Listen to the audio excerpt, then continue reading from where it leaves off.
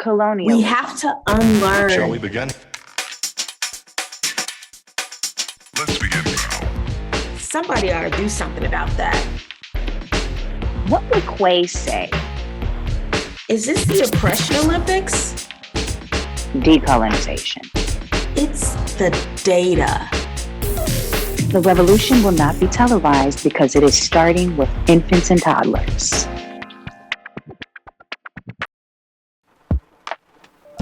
Welcome to Get on the Early Childhood Bus, where we break down everyday issues affecting our youngest children. We're going to meet you where you are and take you where you need to go. So get on the bus and be prepared for a journey that takes us down a path that examines our systems and applies child-centered solutions to give kids what they need to thrive. I am your driver, Penny Smith from Erikson Institute in Chicago. Each episode will be joined by our co-pilot on this bus, Christina Pacione-Sayas, who also works with Erikson and happens to be a state senator in the Illinois Senate. To take you on this journey, we have 3 questions that guide us to where we need to go. Where do we find the baby? Each episode, we focus on a hot topic that needs our attention so that we can center the well-being of the children. Who are the fire starters or firefighters? As we dive into each topic, this question helps us think about who is accountable for the issues we're seeing and who can provide solutions. Whose worldview am I centering? This reminds us to always look at an issue with a variety of perspectives, not just our own. There's an ocean of experiences out there, and everyone's is different. Each episode, you'll hear from one of our guests who joins us on our ride to provide their worldview.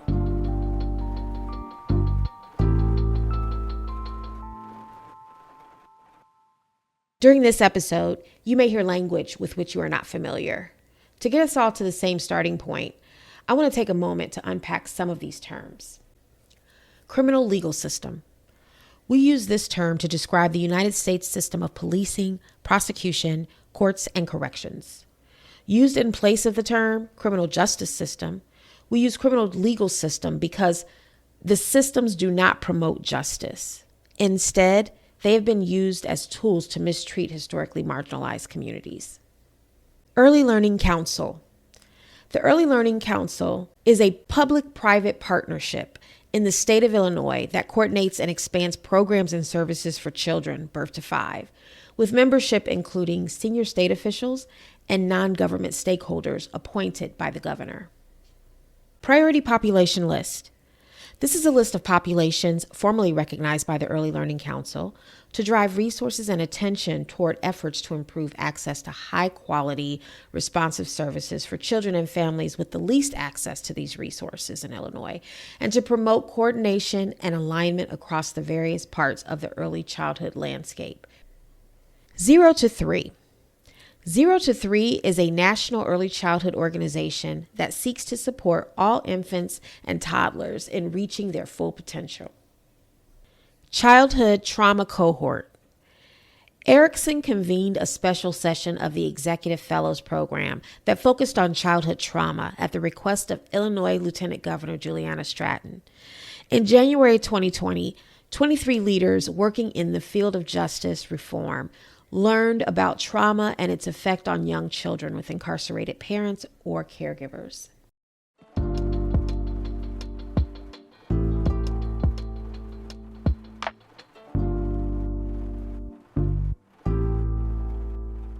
Christina, where do we find the baby this week, girl? This has been a little bit of a exploratory journey for us because this is an area that many times we are not centering the baby. We're not even knowing that the baby is involved. And it seems like we're finding the baby in the criminal legal system, specifically when folks are being processed. And there is this kind of responsibility on what you call the unexpected caregiver, folks who take on the care of the children whose parents or guardians are entering that criminal legal system. Facts, and that's scary because Typically when we think about those children, we think about the ones who are impacted by parents who have gone on to the prison system. But we rarely think about what I've been seeing on the internet lately, referred to as the waiting room, so to speak, right? Specifically in Cook County Jail. Folks are sitting there and marinating for a year to 2 years as they wait for a trial. And they haven't even been convicted of anything yet. So they're awaiting trial. And even after they've been sentenced, they might still sit in there for a while. Because of COVID, the Department of Corrections is refusing inmates. And so they still have to sit in Cook County Jail. And in the meantime, while they're waiting, there's a baby or 2 or 3 at home. At home where? Whose home? We don't know for sure, because they may not have divulged if they have a child. And I don't blame them, given how the system's set up. But what about those unexpected caregivers? Do they know what services they have access to for those children that they're now taking care of while the parent awaits their fate with the legal system? This makes the case for why universal access and outreach and enrollment is so important, because when you have these unexpected situations where you now are all of a sudden a full-time caregiver for a child whose parent or guardian is now in the criminal legal system, they may not be aware of what's available. And because of your good work and the advocacy that you championed, and all of the background information that you collected to make the case that this segment of the young child population should be prioritized. In Illinois, we have this priority population list, and now these children are in that category of a priority population. Because of this lived experience that they now have, they will be brought up to the top of the list for early intervention if there's a need, because there's developmental delays or concerns about the child's development. The same goes with, high quality early care and education, our publicly funded preschool, our infant toddler programs that are center-based, early Head Start, all of the whole kind of spectrum of services. Now, children whose parents are justice involved can, get access. But to your point, in the heat of the moment, and when, folks are not connected to a community-based organization, or for example, if the Department of Children and Family Services has not been called, then, these unexpected caregivers may not know what resources are available. Right. And so how do we get that information out there? I mean, it seems like we would need to know how many children are being affected, and who's tracking that? Who's tracking those children who might have, a primary caregiver now involved with the criminal legal system, and they're detained at Cook County Jail for, again, a year to 2 years. How do we get that information to them? Who are their firefighters? So we talk about, in this next segment, who are the firefighters and who are the fire starters, but who are the firefighters before we even start to talk about who the starters are? Who's there to fight for them? And do they even know that they need saving? How do we bring that attention to them? Yeah, there's, a couple ways that we can begin to figure out how big that universe is. For example, if the parent or the primary caregiver is arrested and there's a child on site, that then triggers the involvement of the Department of Children and Family Services, because anybody involved in that situation is a mandated reporter, which Right. requires you to call that case in. And that's one way, right? But, that's not always guaranteed. The child may not be on location. Mm-hmm. Then if the person's processed, maybe during the intake process, if they're asked, they may reveal, they may not be asked. The 0 to 3 journal put out an article that had to do with some research they did in Minnesota, actually. That 0 to 3 report dealt with jails and prisons in Minnesota. And I think it's important to make that distinction. The difference between jails and prison is that jails is a temporary holding containment method while folks await trials. And once they have been sentenced, they move on to prisons. And there are quite a few firefighters in the name of organizations that have advocated for parents that are involved with the prison systems to help them get access to their children during visitation. But like we talked about, what isn't often addressed are those folks who are still in jail and they don't have access to their children. Some of the numbers that came out of that study were of fathers with minor children, 65% were living with one or more of their children in the month before their arrest. And about 64% of mothers of minors were living with their children in the month before their arrest. So it's pretty even with fathers and mothers. And I think that oftentimes fathers do not get asked as often as mothers do when they become involved with the legal system. And then it says about 58% of parents of minor children had at least one child 5 years or younger. So that tells you that in Minnesota, anyway, those numbers are pretty large. Absolutely. So they somehow got a good grasp of what the numbers are, what the potential scope of the problem is. And, that's only one step, right? When we figure out how big the problem is, and now then figuring out what type of firefighter assignments need to be done to mitigate the problem. But, we always like to talk about the fire starters, right? Because we're not about just the Band-Aids and, the pilots and the let's tinker with this and let's, have this incremental piece happening. I mean, really, when it comes down to it, not trying to diminish that work, very important, right? Right. We want to solve at the root cause. Exactly. And, when we talk about this work, we talk about the fire starters in terms of who started these fires. What can we point to so that we can then get really precise on another layer of solving? Because it'd be best if we didn't have this situation. Exactly. And I think, if I may offer that, one of the things thinking about this, the criminal legal system in many ways looks at the person involved as singular, as an individual, not as a node or a connector in an ecosystem, right? Correct. Every single person is in a set or a web of relationships.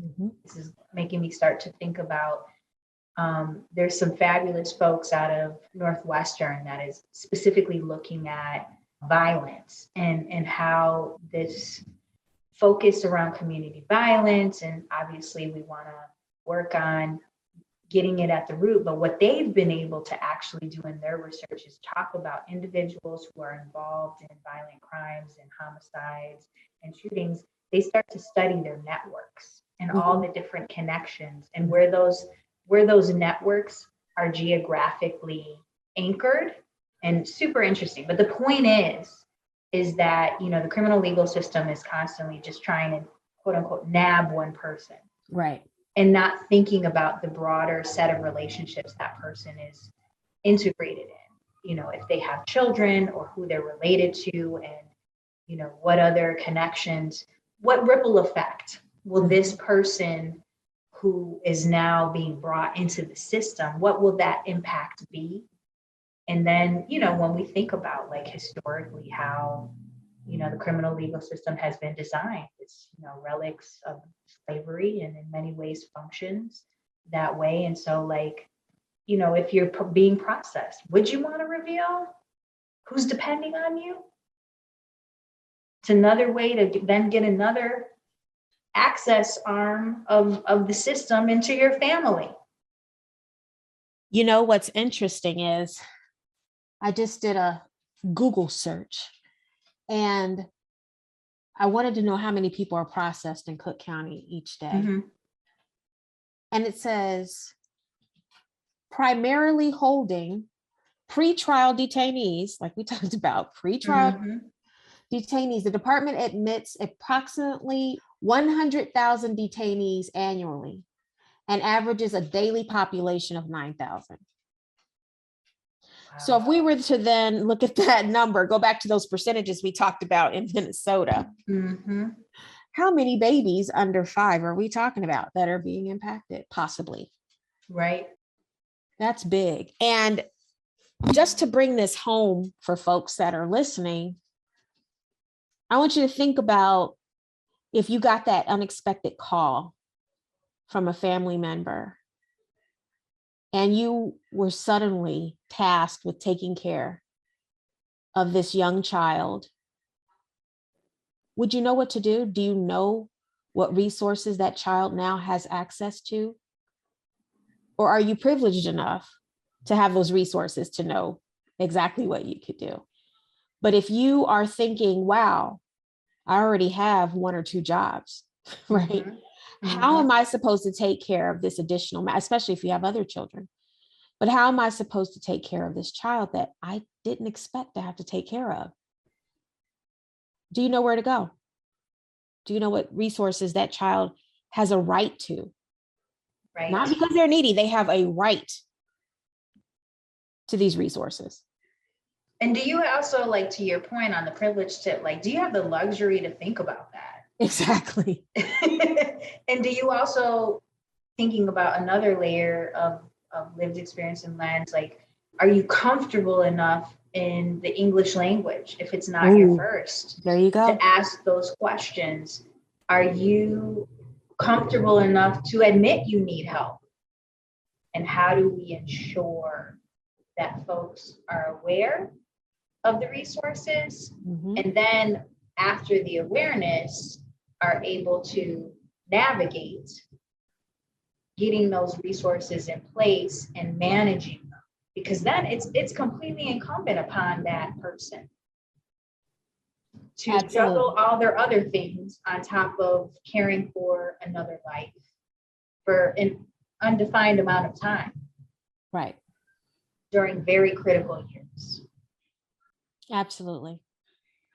So good questions to ponder. I'm hoping that our listening audience will come up with some great solutions. One of the things that we are trying to work on right now is seeing if we can track how many children that might be impacting. So hopefully we can discover something through that. But if anybody has any ideas, we could share that in our next episode. You can email us at policy@erikson.edu. And that's Erikson with just a K. Just a K. Please don't put a C in that. That's an ERIKSON. No C. There we go. .edu. So let's move on to our worldview guest today. Stay tuned. All aboard.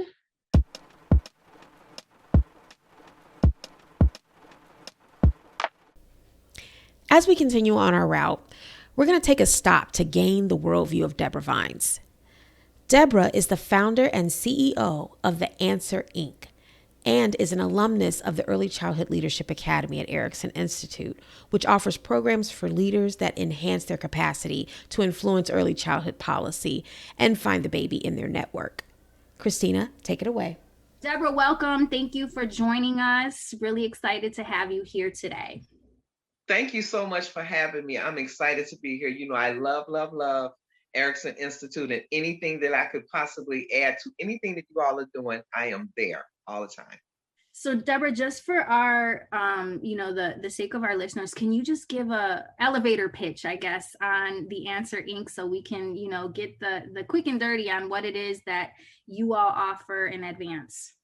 Absolutely. Well, The Answer Incorporated is a 501c3 non-for-profit that was developed by my late husband and I, James Harlan, in 2007, because we have a son that's now 33 years old that is impacted by autism. We live in an under-resourced community. Well, since The Answer's inception, is definitely more resourced. but back then it was definitely under-resourced. So our agency provides support, resources, education, recreation, and advocacy, not just for families impacted by autism, but developmental differences across the board, because we have a lot of children and adults that are dually diagnosed with autism and Down syndrome and learning disabilities. So we wanted to make sure that we were able to service all of the families that needed our help.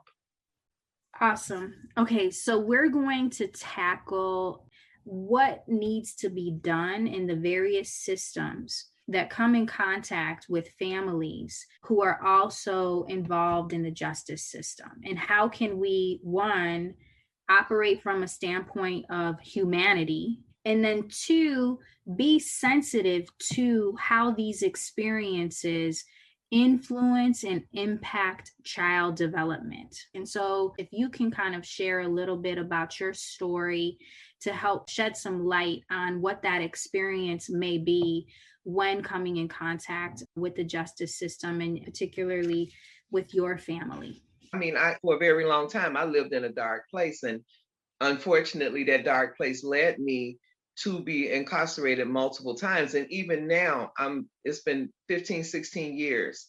And for people that know, it's like they never want the world to forget. So how do we change that narrative of saying, okay, a person made a mistake, look at their track record now. And then that trickles down to even the child, because my son is 47 years old. And he said somebody told him one time, didn't your mom go to jail? And he's like 47 years old now. He's like, yeah, but that was like forever ago. Why do you have to keep reminding me?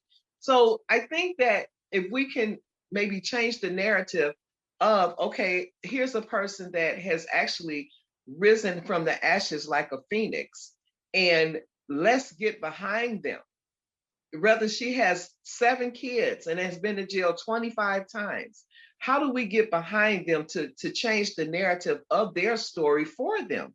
Help them change that narrative. And it takes leaders to do this, because people listen to leaders, not just the people that's in the community. But if we as leaders like grab pockets of people and say, hey, and showcase these people, look at what they're doing. They're not ashamed of their past. They trying to move forward. So how do we help them change that narrative so that when it gets down to the baby can be healed? That's right. No, absolutely. I mean, it's one of those situations that you have to take a ecological, comprehensive approach. Go back to those root causes. What are the circumstances, conditions that this individual is in that limits their choices?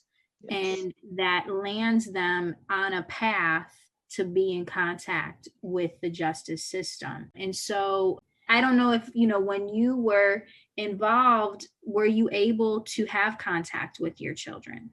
At first, yes, until I was sent to Decatur. And when I was in Decatur, that's like 6 hours from my house. So we didn't have a car for my husband to bring my kids to see me. So yeah, that was a barrier. And they did have one program where they would bus families to the prison, but that only happened like maybe quarterly. So quarterly, you're not having any contact with your family, but they did have a program called video conferencing. And video conferencing was kind of effective a little bit, but it's still not as effective as that human touch. So I would like to see more programs where they can bring families and just be able to interact.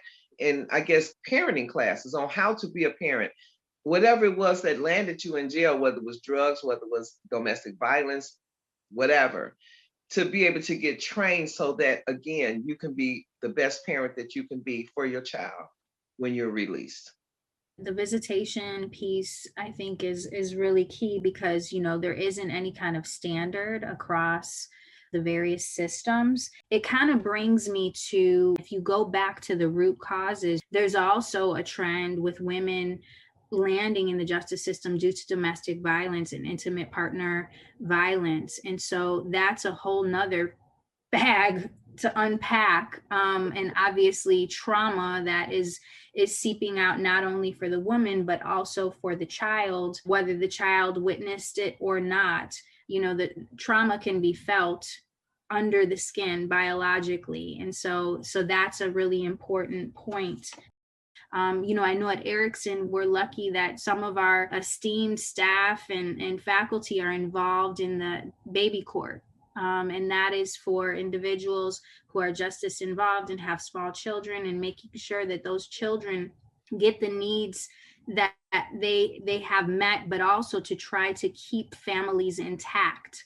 And so I don't know if you have anything to add to that particular element as well. I do.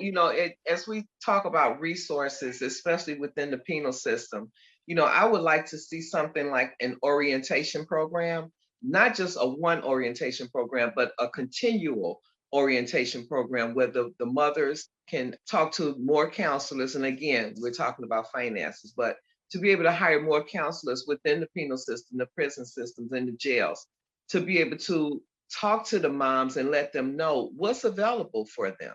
And then by the time they get out, it would just be embedded in them. Okay, I'm going to go here. I'm going to go there. This is what's available to me. This is what's not. And I'm going to even put it on the agencies as well, because I say all the time, why do we have to compete instead of collaborate? I would like to see more agencies collaborate on helping the community, which we should be doing. And don't worry about your name being the biggest on the flyer. Let's look and see how we can help the masses. And if more agencies collaborated to help the families, because there's a lot of agencies out there that are doing the work, but they're doing it in silos. So you can't help that many people if you're working in silos, because you have your group, they have their group, they have their group. But if everybody would come together and say, how are we going to help the baby?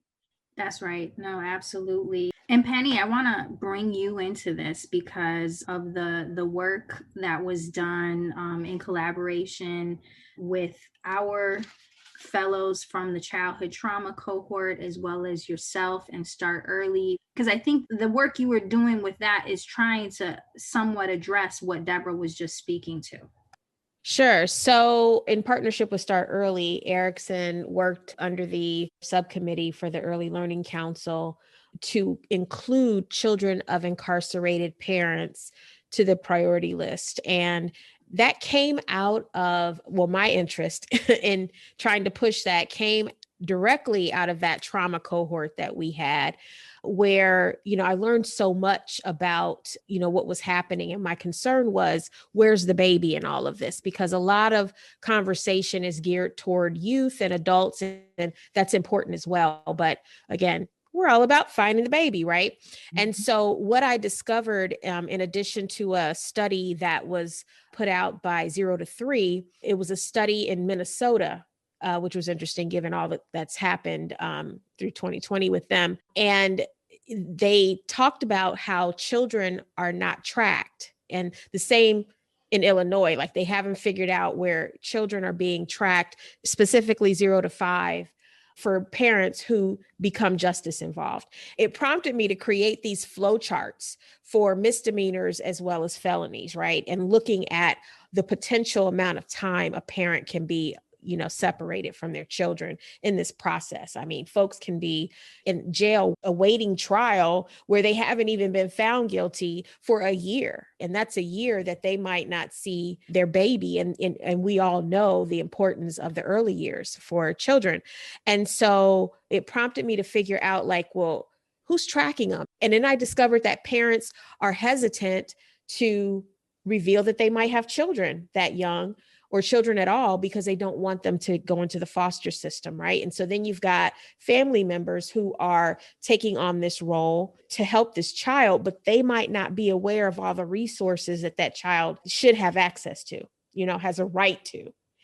And it's because, like you said, Debra, the focus is always on the adult. They're so busy trying to punish the adult that they're not thinking about the child who has nothing to do with any of it, and making sure that they are having their needs met in order to develop properly at that age. So we came together to ensure that those children are added to the priority list, but that's just the first step, because we still have to figure out what kind of barriers still need to be removed in order to protect those children. And one of the barriers that I've been thinking about is, how do you remove the barrier of a parent wanting to reveal if they have children, so that we can track them, so that we can, track down the guardians and find out, like, how do we get you the information you need in order to protect these children? So that's just one of the many things that we need to do. So that was that. That's a great idea, Penny, the tracking system. And even, I guess you would say, make the parents more comfortable to even talk about their family situation. Because again, we talk about families that are living in under-resourced communities. They have a sense of pride and carry a lot of shame, blame, and guilt. And so if we can figure out a way to actually make them comfortable enough to fill out a form and say, listen, I'm a grandparent raising a grandchild. My daughter is incarcerated, but we keep these secrets that's going on in the family. But at the same time, we can't get any help because we keep secrets. And that's just not with the incarcerated community. It's with all the communities and communities of color, mostly under-resourced communities. So how do we make them comfortable enough so we can find the baby? That's right. I mean, there's so many different dimensions to this, but it always goes back to, again, going back to humanity, right? Going back to when individuals come in contact, it's not just an individual that's coming in contact with the system. That individual is a part of a set of relationships, a family, a community. And when you extract that individual from the setting that they were just in, their family environment, their community environment, there is a void. And so many other people are affected by it. And there's a lack of understanding that, and how there's sort of like this ripple effect in making sure that we acknowledge that and wrap around. Because if we really are about reconciling challenges, if we really are about reforming and supporting individuals in their transformation, then we're going to think about it from this holistic lens, and particularly reckon the past of when we just ignored when children were around, as families were coming in contact with the justice system. And so I really thank you, Debra, for sharing not only your personal and lived experience, but for also sharing your gifts in this work. It's one thing to go through those experiences and come out on the other side, but not only come out on the other side, but want to be able to pay it forward to other families and to really invest all that you've been afforded into others. And that is truly a gift for, our communities and our state at large. And I really appreciate everything that you bring to the table with that. Thank you so much. I'm truly blessed by the best. I feel that God allowed me to go through everything that I've been through so that I can be that testimony and show women and men that you can change your life, because it's better on this side being able to help. Thank you for listening to Get on the Early Childhood Bus podcast. We hope you enjoyed our deep dive.